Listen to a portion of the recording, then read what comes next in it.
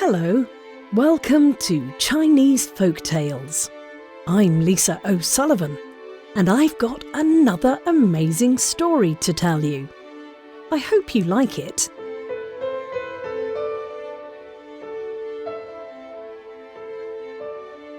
Tonight, when it gets dark, take a look up to the night sky. Hopefully, you can see all the stars twinkling away in the heavens. Have you ever tried to count them? Have you ever wondered how they got there?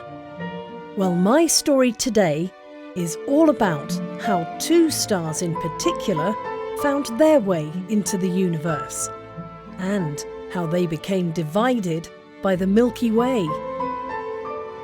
These stars are called Altair and Vega, but in China they're better known as Niulang and Jinu.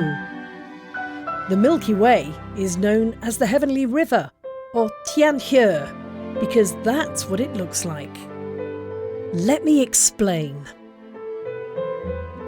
A long time ago, there was an honest and loyal cowherd. That's someone who looks after cows. His name, Niulang. He had lived a very sad life up until that point. His parents had died when he was still very young, and so he'd been sent to live with his brother and sister-in-law, who was not a nice person at all. Her name was Mrs. Ma. Husband, your good-for-nothing little brother's here. Look at the state of him. Looks like he's been sleeping in a ditch. But Don't you go speaking back to me. Go wash yourself in the stream before dinner. OK, But Mrs. Ma wasn't listening, and she didn't care anyway. And when he came back to the house for his dinner, as clean could be, she said, Too late. You took too long. There's no dinner left. Now, go and sleep in the barn with the other animals.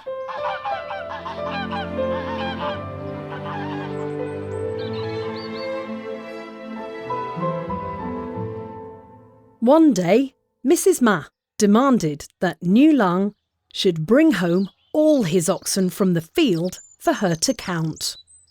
I want to make sure they're all there, and you're not cheating me. There should be 10 of them. I want to count them all. Every last one. The only problem was that Niulang knew that he only had 9 oxen, no matter how many times he counted them himself. 7, 8, 9. Only 9. He still only counted 9.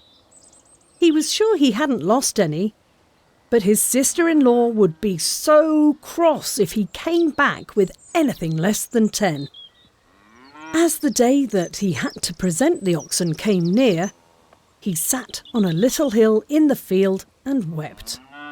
What could he do?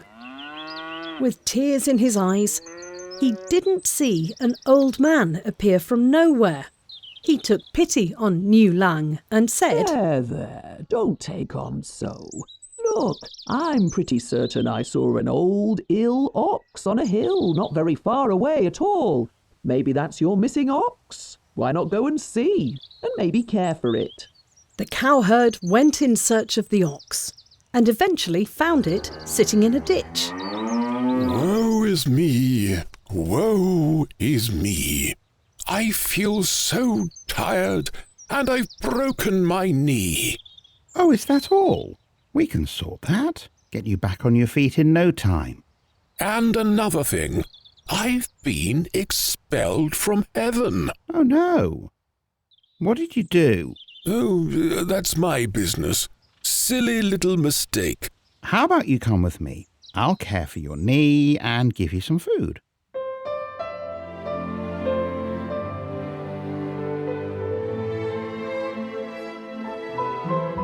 Pretty soon, they were getting on so well, the best of friends. And the ox confessed that he was actually an ox god. Whatever. Said Niulang. Eventually, the god was better, and the cowherd took all 10 oxen back to his sister-in-law. But she wasn't impressed. That's the scraggiest, mangy group of oxen I have ever seen. Steady on. Out you go, all of you, and never come back. And she slammed the door in their faces. Look, it's her loss. We can all go and live in the woods by the enchanted river, light campfires, eat jiaozi and baozi, tell stories and sing songs. We'll have a great time. And that's what they did. One day, however, Niu Lang spotted a weaver fairy bathing in the river. Her beautiful clothes were laid neatly on the bank. He recognised her at once as one of the 9 daughters of the King and Queen of Heaven. She seems a nice young lady. Why don't you introduce yourself? I'm too shy. And she's busy. Come on.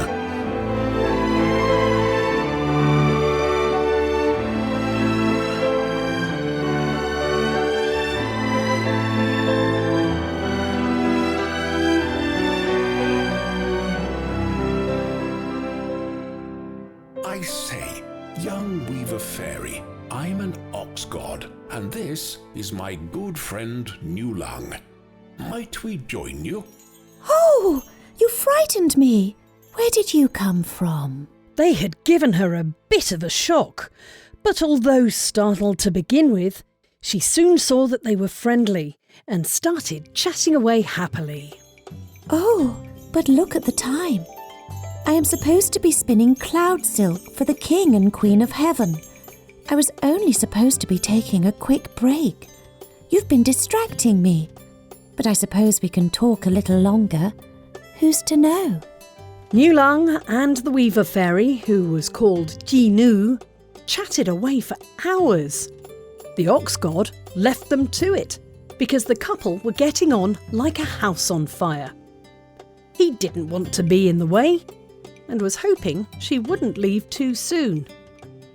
The ox god whispered in Niu Lang's ear, I'll go hide in the woods, but you two seem to be made for each other.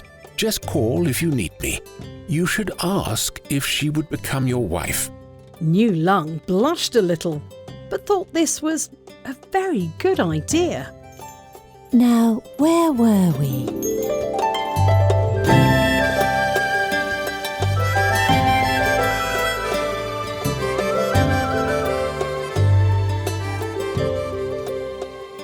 The pair talked and laughed till day's end. The moon had made her nightly journey, and before they knew it, the sun was climbing into the sky once again.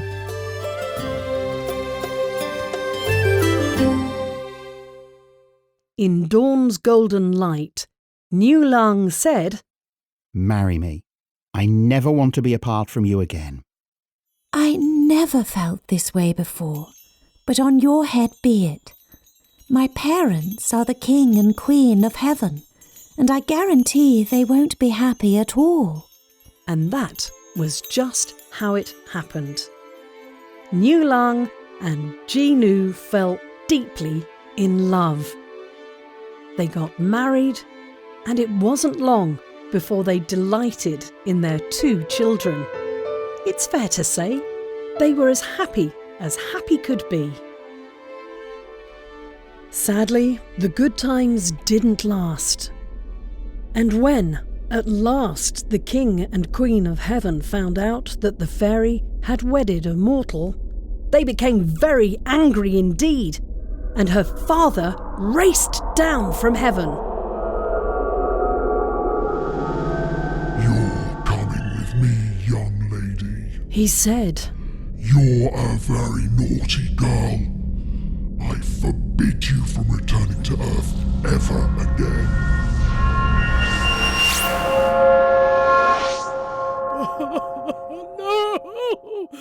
Niu Lang was beside himself. The ox god hated to see his friend so sad, But he also had some sad news of his own. Look, son, none of us lives forever. My time on this earth is coming to an end. No, you can't. Oh, it's okay, I'm fine with it. My essence will move on and become something else. But when that happens, I want you to turn my hide into a pair of shoes and a cloak.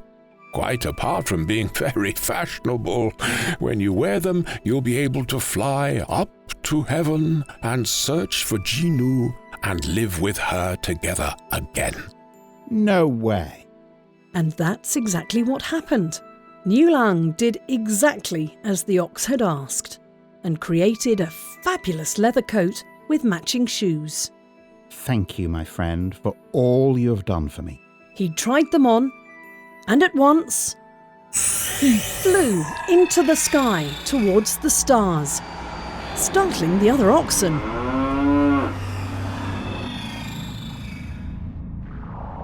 Soon, Niulang was approaching heaven. There she is. There she is. I can see Jinu. And Jinu could see him too. They were so happy, waving excitedly at each other. But just as they were about to be in one another's arms again... Oh, no, you don't. The Queen of Heaven took out her hairpin and she scratched it across the sky.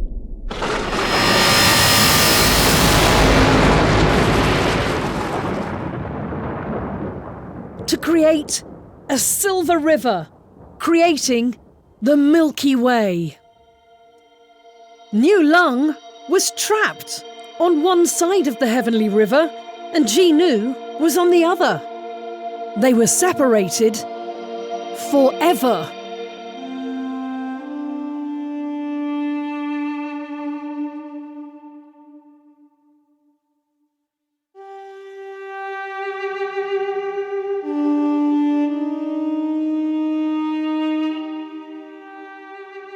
They both wept, such tears of sadness, that it rained down upon the earth for 40 days and 40 nights.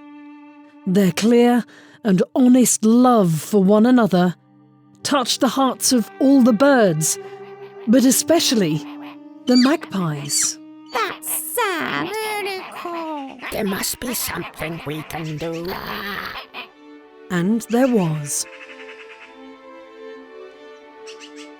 Once a year, on the 7th day of the 7th month, all the magpies in China fly up to heaven and form a bridge to unite Niulang, Jinu and the kids as one big, happy, loving family. But sadly, it's just for one day. The rest of the year they have to content themselves with looking at one another across the Milky Way. Niulang as Altair on one side and Jinu as Vega on the other. Ever since that day, the 7/7 has been a very special day for lovers in China.